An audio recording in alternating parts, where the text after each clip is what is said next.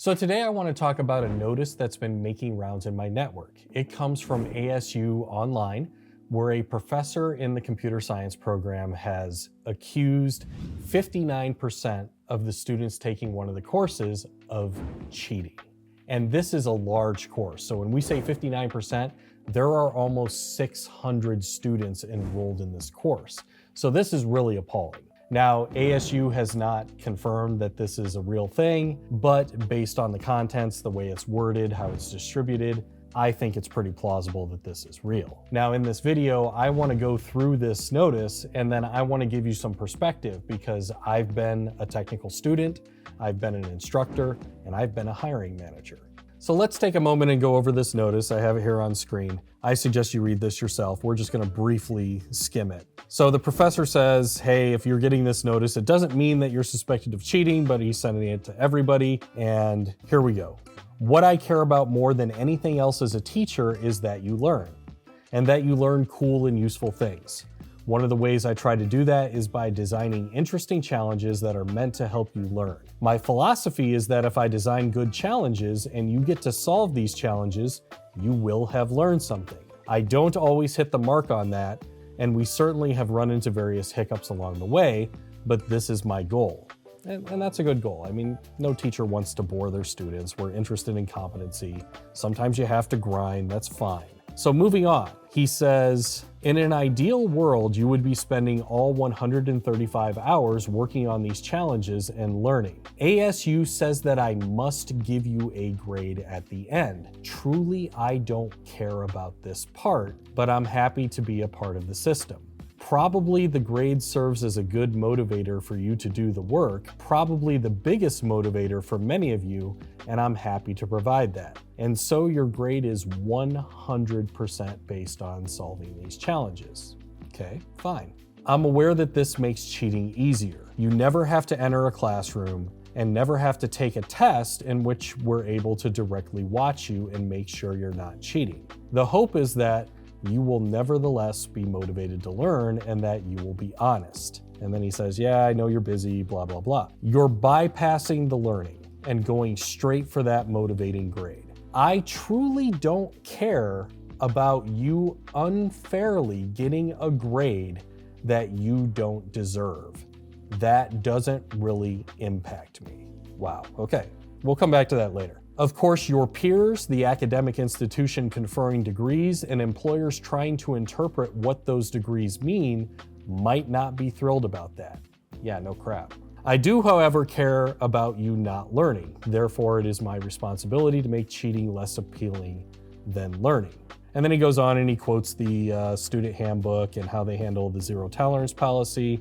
And then we get to the data, and this is the interesting part. There's 591 students enrolled in CSE 365 this semester. We have identified serious, blatant plagiarism in 6 of the 9 course modules, with 70 students suspected of cheating on 1 module, 72 on 2 modules, 98 on 3 modules, 69 on 4 modules, 36 on 5 modules, and 6 students suspected of cheating on all 6 modules. Now, my first thought when I saw this data was, oh, you know, there's a couple serial cheaters and they're spread across these modules. But no, in total, this represents 351 unique students who are suspected of cheating on at least 1 module. And the professor claims that this constitutes the largest identified academic integrity violation in the history of the course, and even further, the School of Engineering by a large margin. Now, how did they know they cheat? And this is something, if you're in school and you're thinking about cheating, it's really easy to catch people cheating in computer science programs if the instructors and the staff are paying attention. So in this case, serious blatant plagiarism. And that means for a given module, the code they wrote was 100% identical to at least 4 other students in the course. It was manually verified to be found directly online in cheating PDFs in the case of 5 out of 6 modules. Now, come on, everybody knows that Chegg exists and Course Hero exists. You're not fooling anybody. So moving on, they manually verified to constitute partial or complete solutions to the module assignment. They manually verified that it would not be easy to write the same thing by chance. And oftentimes, the students included artifacts from the PDF's page headers and often included the same misspelled comments. All right, now if you're gonna cheat, that's just lazy. Come on. Moving on. I think that this data is really good. They went through the process, they checked all the things that I would check. I would agree that anybody who falls into this list is probably cheating. So he goes on to say that many students had the foresight to delete their solution code after the fact, and this was the case for 80% of the identified files. Unfortunately, however, for those students, they recovered the deleted files. When you're submitting code in these online systems that universities purchase, they often track the time you spent on the exercise. They track a version history of all the files. Again, there are so many ways to get caught cheating in computer science. So he goes on and he continues with the data. And moving forward, we need to really talk about where this instructor is wrong, where the students are wrong, and the general failings of the university system to teach people to code successfully. Because one of the things people don't realize is that computer science is one of the top programs for people dropping out of the major. And there's a reason for that. Some of it is the students' blame, some of it's the institution blame, some of it is just how people go about teaching computer science concepts. And we're gonna get into all of this. So then at the bottom of this is the part that really makes my blood boil. The instructor shares that they're going to be instituting a curve on all the final grades, and they're gonna lower the passing threshold by at least 10%. Okay, so let's talk about this. And first, I wanna wear the hat of a student, because I've been through college, I've been a student in college, and there's a lot of things in the college experience that really aren't fair to students and encourage them to cheat. And I'm not condoning cheating, I'm not excusing cheating, but I just want to talk about the reality of the situation that a lot of students face. And the first is that computer science is really hard. And when you're in a university program, you're not able to get ahead and pre-study, and you're not able to slow the course down. And people learn at different rates. The hard part about learning to code and learning some of these things is changing your mindset and learning how to approach those problems. And people do that at different rates. So here you are, you're a student, you're in this course, you start to get behind, and then you just start getting further and further and further behind. And then there's financial repercussions, because you pay a lot of money to be in these courses. And if you fail, you're gonna have to pay to take them again. And if you have to repeat courses, it might also impact your graduation date. What if you have internships or jobs lined up and then you fail this class and you can't take them? That's a significant cost. You might also be on scholarship, and you might lose your scholarship if you don't get a good grade. So again, not condoning cheating, but there is a lot of pressure on somebody who's in a hard course in college. And then, worse, it's time boxed. So you get behind, what are you gonna do? What are you gonna do? I understand why people cheat. Not condoning, but I understand. And it's the university's fault because they don't provide a safe space to fail or slow down. And this is also a problem with coding boot camps, because when you enroll in a coding boot camp, you spend 12 weeks or 11 or 16, whatever the coding boot camp is. And if you get behind, it just starts to avalanche information on you because you have to catch up, but then they're also spraying you with a fire hose of information that you're not ready for. So you just end up being consistently behind until you fail or drop out. And I saw this over and over and over when I was running coding boot camps. And all of these things entice students to cheat.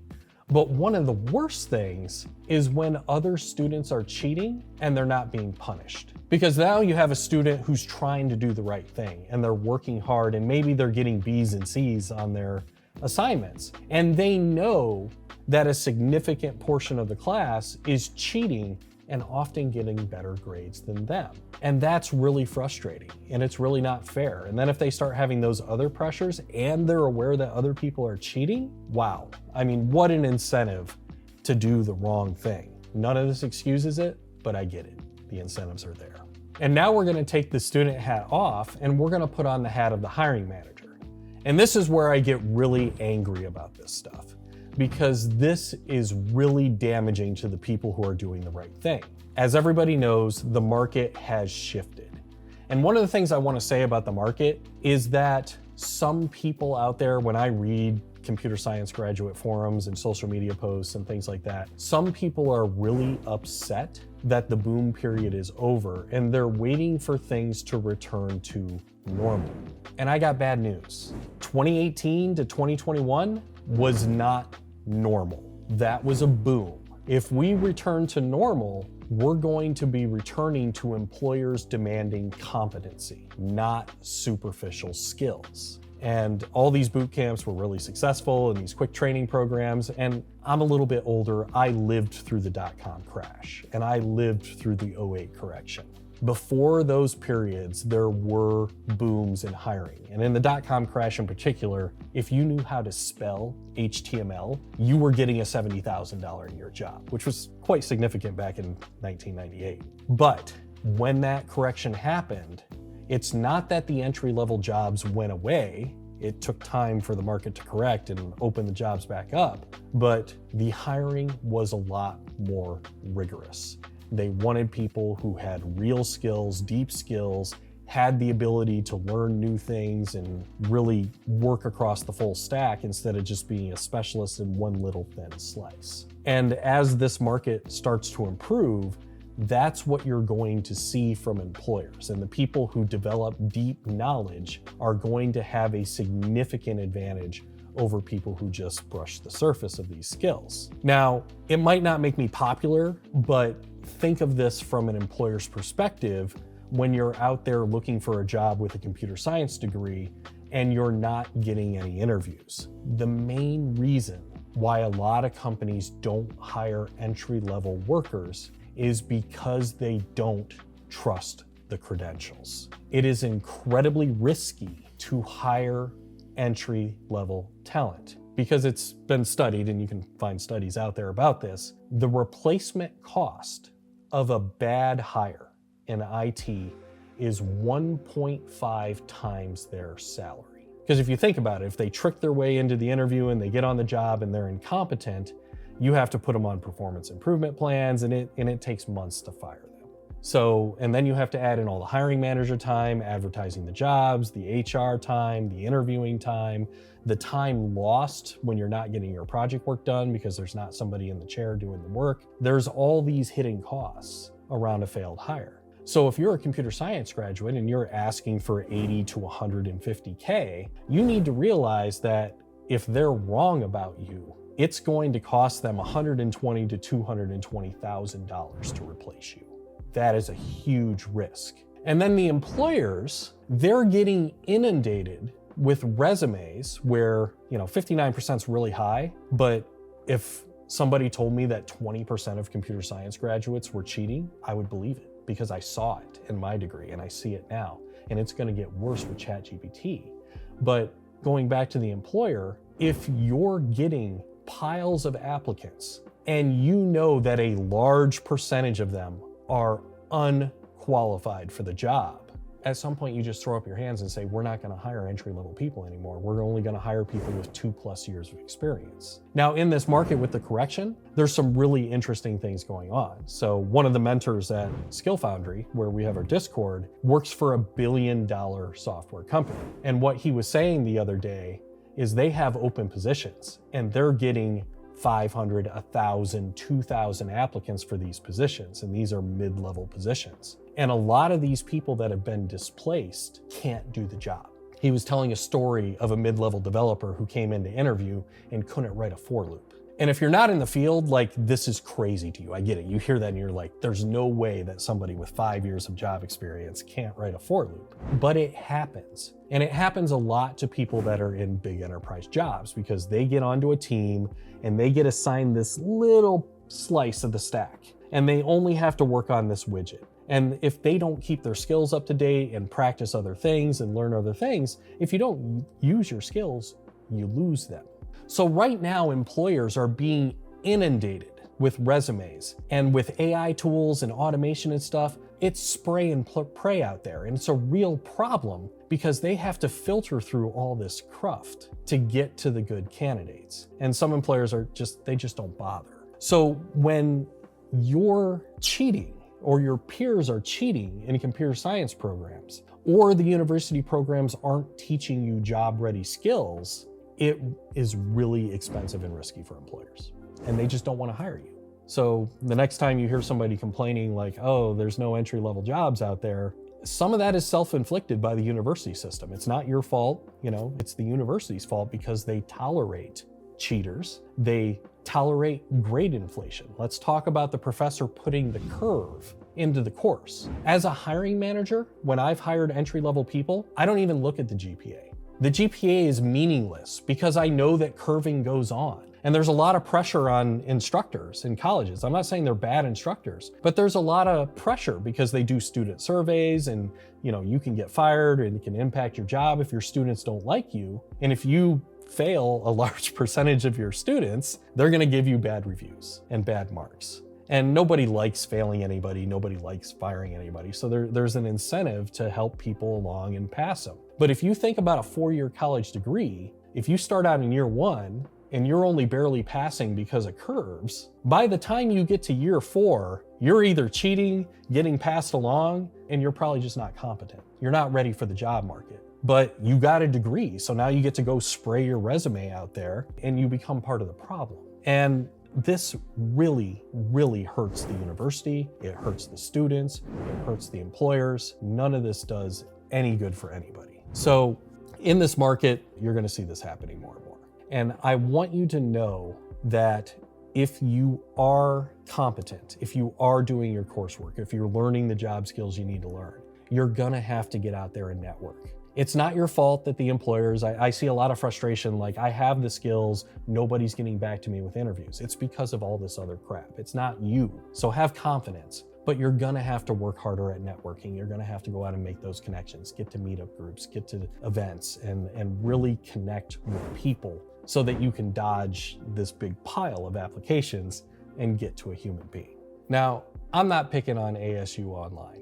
This grade inflation and academic integrity is a problem across almost all universities. And the employers see it. That's why a degree is being devalued. It's still valuable. There are employers that require you to have a degree of some kind to break into this field.